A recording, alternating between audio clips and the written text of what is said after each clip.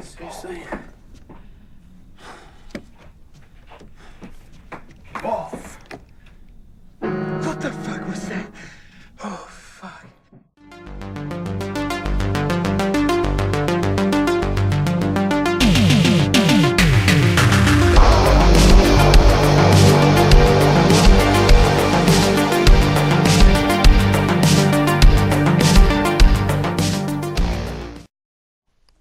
Hello everybody, it's Aaron from Screen Stars, here once again to do another review for Geek Legion of Doom.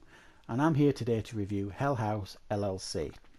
Now this is a film that was reviewed earlier this year on the channel, however this is the director's cut of the film, and on this director's cut, which is newly released, you get an extended feature-length film with added scenes, you get a director's commentary, a behind-the-scenes documentary, as well as some other extras. And for those of you who've never seen this movie essentially is a found footage horror movie. And this movie focuses on a group of people who, for a living, create and develop hell houses. And they go out to a place called the Abaddon Hotel with the intention of developing a hell house in this hotel. And it all goes terribly wrong on this fateful night in 2009. And we learn this because at the beginning of the movie there's like news stories where they tell us that something really tragic happened, and there's all this mystery surrounding it, and we get these interviews with people connected to the hotel or experts that have got knowledge of the past history of the hotel saying how terrible it was that happened, but we don't know exactly what's happened. You're shown like snippets from YouTube clips of people that went in there and things like that, and it's all a bit confusing as to what actually happened. And then we have this documentary crew that's trying to get to the truth of what actually happened, because nobody knows, and they track down and interview one of somebody that was there that night at the Hell House, who actually produces a series of tapes that shed new light on what actually happened on that fateful night in 2009. And then through watching these tapes we see the whole development of the project, setting it all up, but we also see as well all these strange things that start happening that leads up to the climax of the film, which is the opening night on the Halloween, where it all goes terribly wrong. So that's the gist that we get of the story here. It's another found footage movie. However, some of you may well roll your eyes at that. I potentially would under normal circumstances, because yes, the found footage market is very saturated.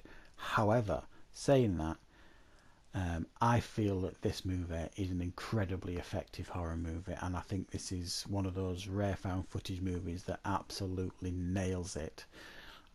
I really enjoyed this movie, to the point where this is really one of my favourite horror movies that I've seen this year, even though it's not newly made this year. But to me it feels new because I've not seen it before. I found it really creepy, really effective. I thought they ignored all the cheap horror tropes that you get a lot in horror movies. There's not an awful lot of jump scares here. It's just well crafted, well thought out, with effective scares, with some incredibly spooky imagery, you know, clowns and all this kind of stuff. So you've got them setting up this hell house, so you've got all this creepy imagery anyway of the stuff they're putting in place, but then you've got all this other genuine supernatural stuff that's going off that blends into all the stuff they're adding to it, and you can't make out what's real and what's not and what's happening, and so you can't, so they can't. It all gets a bit confusing. Everyone gets really scared, including me when I was watching it, and I just found it really impressive, this movie. That's not to say it doesn't have faults. Of course it has faults. Every film has faults.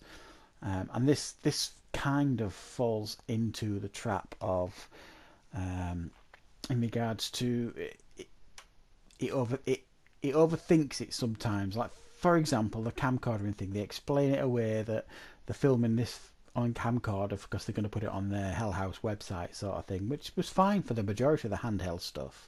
But when things start going off during the night and they start investigating it and stuff, I don't feel you'd be walking around with a camcorder, because they're absolutely terrified when it's happening. And same at the end, you know, when it all the climax and it all starts going to pot at the end. You wouldn't be running around with a camcorder filming it all. That wasn't realism to me, and I didn't think that was particularly well thought out. I thought there was better ways to do that because they had cameras built into the house. I felt some of the in-camera work where they're supposed to be like doing spontaneous talking to cameras, you know, to document the whole thing, that felt a bit forced at times. But saying that, I thought the cast of unknowns that they used all did a good job. There wasn't anybody that I felt was a poor actor at all. I thought they all did really well in the roles, and I believed them, and I was invested. And that's a big thing, I think, for a horror movie. You have to feel invested, and I felt invested. It told the story really well, and I was on board, and I was scared with them, and I was scared for them. The imagery of this really creepy basement you can see there, it's obviously a real basement, but it just felt so ominous and scary. I just thought everything that they planned out really in regards to the scares worked. I can't think of a scare that they used that didn't work. They didn't use any cheap tactics. It was just well thought out scares. And some of the things that didn't work, I thought the climax at the end got a bit too chaotic, as sometimes found footage movies can be, because you get all that shaky cam stuff, and you couldn't always make out what was going on. You could sometimes, because they did switch to some of the house cameras for some of it, but it was all a bit confusing and chaotic at the end, and you couldn't just work out what was going on. Another thing I felt that broke immersion a little bit was they didn't clearly do an awful lot of research on this house. It had a very dark past, and when some of the stuff leading up to the Halloween night was really freaky and scary. If that was me, I'd be out the door, but they still continued on. But I have to say, the niggles that I have with this movie are just that. They are niggles. I really, really enjoyed this movie. Very effective, very scary, and it's an 8 out of 10 for me. And this is a movie that I'm going to be looking to put in my collection, so you should too. Thanks for watching.